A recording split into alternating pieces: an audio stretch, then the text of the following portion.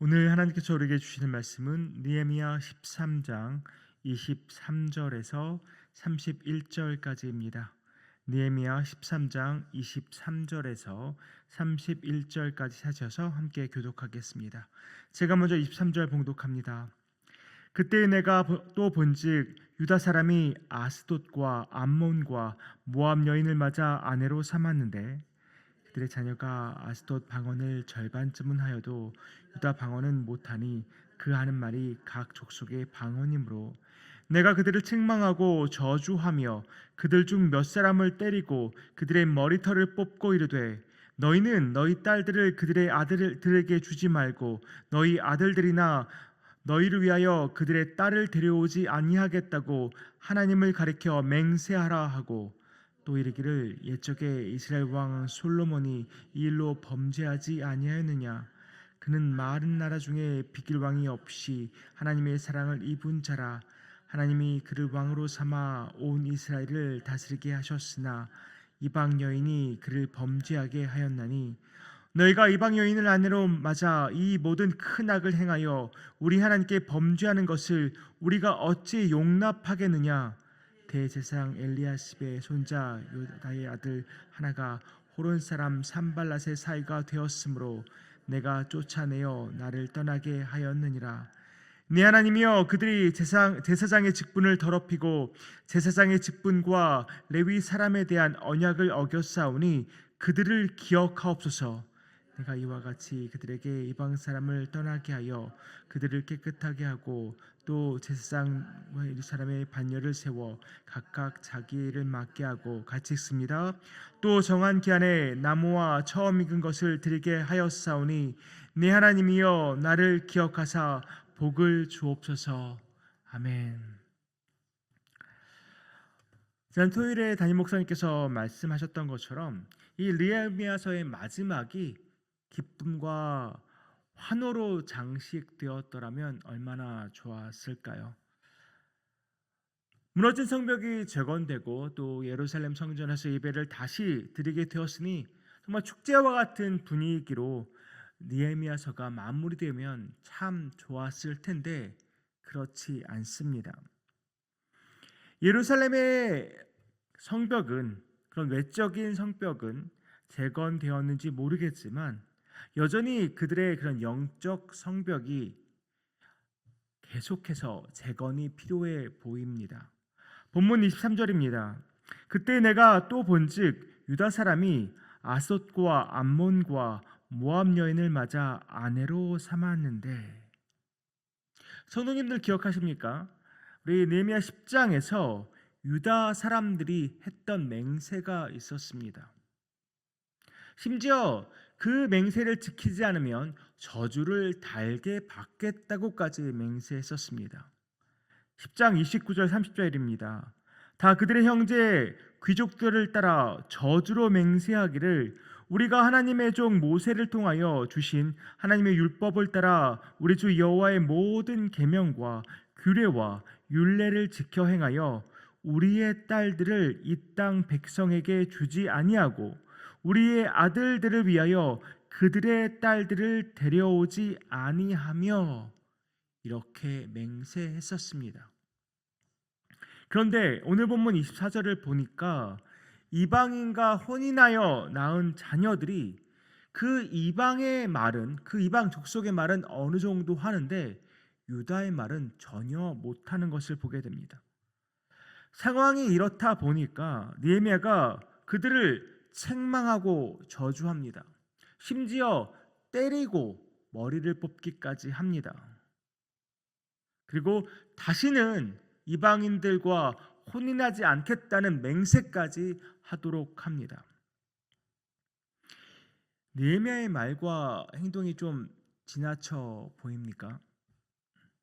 근데 얼마나 오죽하면 느헤미야가 이렇게 행동을 했을까요? 느헤미야는 이방 족속과의 혼인이 어떠한 결과를 불러올지를 너무나 잘 알고 있었습니다. 그래서 26절에서 솔로몬의 이야기를 꺼내는 것 아니겠습니까? 우리도 솔로몬이 어떤 왕인지 너무나도 잘 압니다. 솔로몬은 정말 하나님께 부와 귀와 지혜를 얻었는데 어느 누구와도 견줄 수 없을 만큼 엄청난 것들을 받은 왕이었습니다. 그렇게 하나님께 엄청난 사랑과 은혜를 받았던 솔로몬이 왜 무너졌습니까? 열왕기상 11장 1절에 3절입니다. 솔로몬 왕이 바로의 딸 외에 이방의 많은 여인을 사랑하였으니 곧 모압과 암몬과 에돔과 시돈과 헷 여인이라.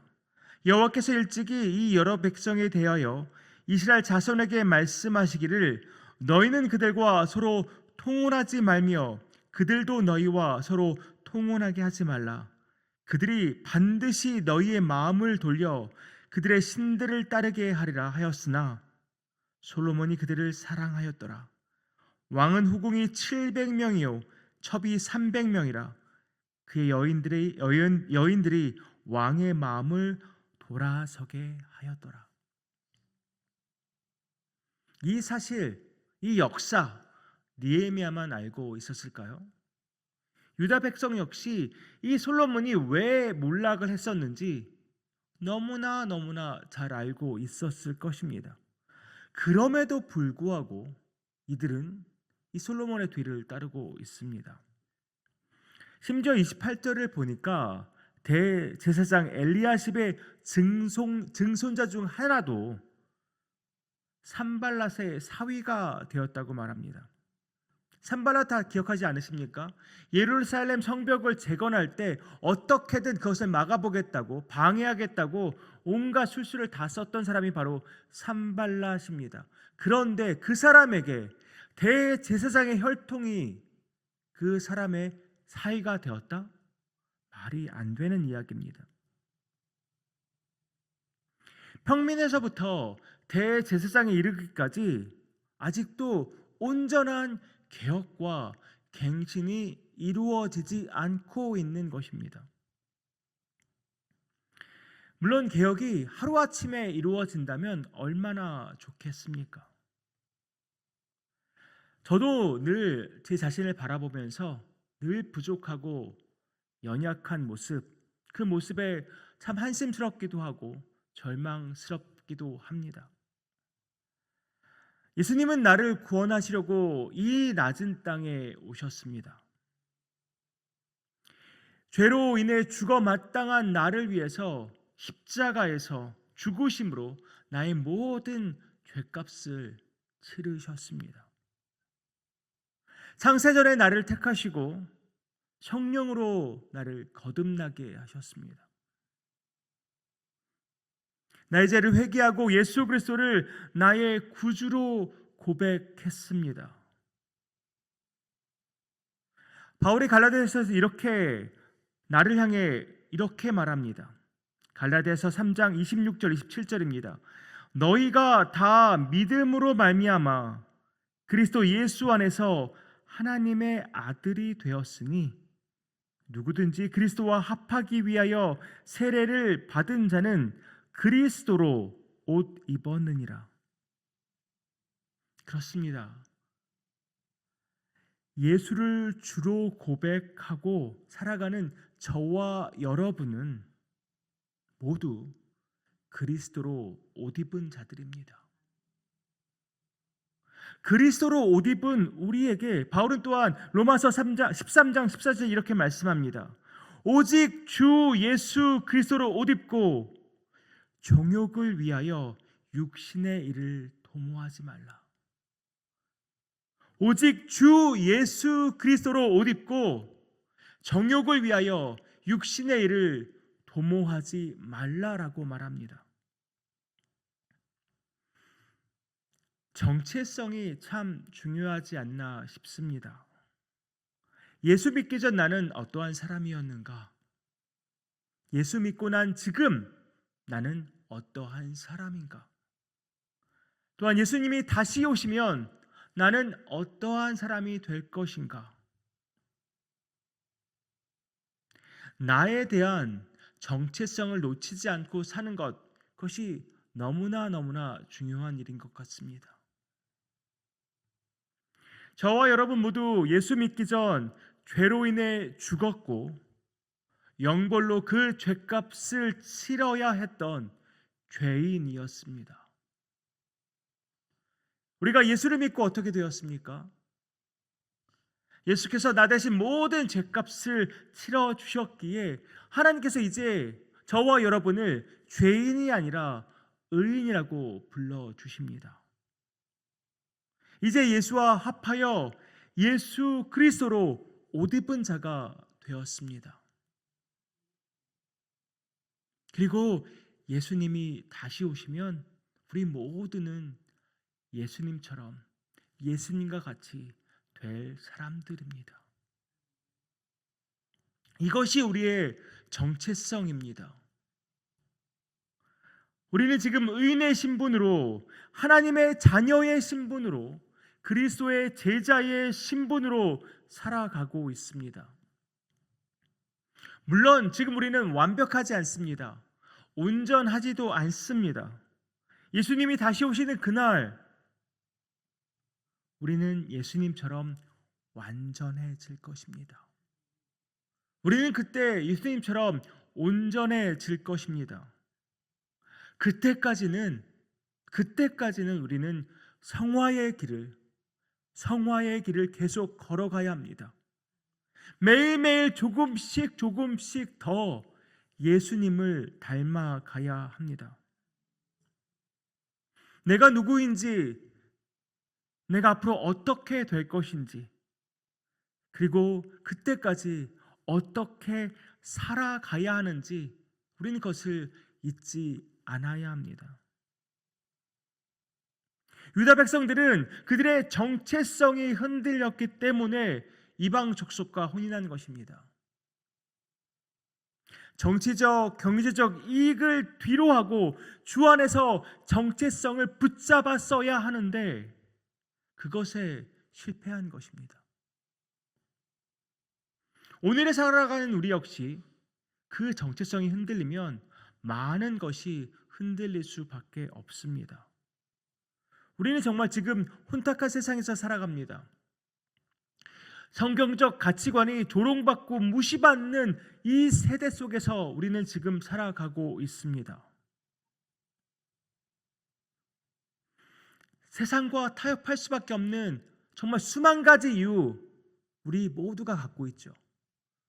이래서 타협할 수밖에 없고 저래서 타협할 수밖에 없다는 수많은 이유와 변명거리가 내 안에 너무나도 많습니다. 그리고 세상 권세 잡은 사탄이 우리를 넘어뜨리려고 쉬지 않고 유혹의 소리를 우리에게 들려줍니다. 나의 정체성을 잃어버리면 어느 누구라도 세상과 타협할 수밖에 없고 어느 누구라도 죄에 넘어질 수밖에 없습니다. 그렇게 우리는 약한 존재들입니다. 전에도 말씀드렸지만 아직 끝이 아닙니다. 예수 믿고 구원받았다고 그게 끝이 아니란 말입니다. 이들이 느헤미야서에서 예루살렘 성벽을 재건했다고 끝이 아닌 것처럼 우리가 예수 믿고 구원받았다고 우리는 천국 간다, 이게 끝이 아니라는 것입니다. 우리의 구원은 계속해서 완성되어져 가야 합니다. 이게 끝이라고 생각한다면 구원파랑 다를 게 전혀 없는 것입니다. 주님이 다시 오셔야 끝이 나는 것입니다. 우리는 그때까지 계속해서 성화의 길을 걸어가야 합니다. 계속해서 예수를 조금씩 더 닮아가야 합니다. 그때까지 나의 정체성을 잃지 않고 버텨야 합니다. 예수님처럼 될 날을 우리가 기대하고 소망하면서 전진해야 합니다. 사랑하는 성도님들, 바른 정체성을 가지고 살아가는 저와 여러분 되기를 소망합니다. 세상이 타협의 손을 내밀어도 과감하게 거절할 수 있는 저와 여러분 되기를 소망합니다. 사탄의 유혹에 속삭임에도 과감하게 내 귀를 닫아버리는 우리 모두 되기를 소망합니다. 오늘 하루도 주님의 자녀요, 그리스도의 제자로서 이 정체성을 잃지 않고 성령 충만한 삶 살아가는 유장의 모든 성도님들 되시기를 주님의 이름으로 축복합니다. 기도하겠습니다. 아버지 하나님, 자기의 정체성을 흔들려서 다시금 이방 족속과 혼인하며 여전히 개혁과 갱신을 제대로 감당하지 못하는 유다 백성들의 모습을 우리가 봅니다. 아버지 하나님, 우리의 구원의 여정 아직 끝이 아님을 고백합니다. 예수님이 다시 오실 그때까지 우리는 계속해서 걸어가야 합니다. 내가 누구인지, 내가 이전에 누구였고 지금 누구인지, 장차 어떻게 될 사람인지 그 정체성을 잊지 않게 하여 주시옵소서. 아버지 하나님, 온전히 하나님의 자녀요, 또한 그리스도의 제자로, 그리스도로 옷 입은 자로서 그에 합당한 삶 살아가는 우리 모두 되기 원합니다. 주님 함께하여 주시옵소서. 이 모든 말씀 예수님의 이름으로 기도하옵나이다. 아멘.